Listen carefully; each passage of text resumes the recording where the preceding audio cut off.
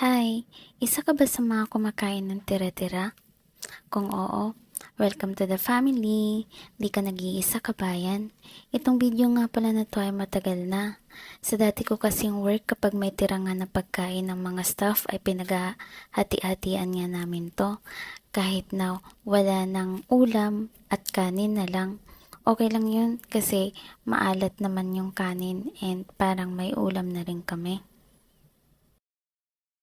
The next day, Kinabukasan nga ay may biryani ulit. Libre na naman ang lunch namin. Special nga pala ito kasi ito yung biryani na pinakamasarap na natikman ko sa lahat at i-share ko ito sa mga kasama ko. At ganitong senaryo nga ay tuwang-tuwa yung mga kasama ko dahil libre na naman ang lunch and dinner nila.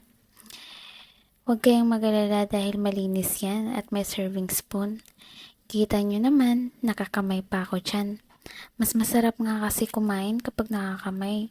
Dito sa abroad, walang arte-arte, okay? Ay, di ka mabubuhay, sinasabi ko sa'yo.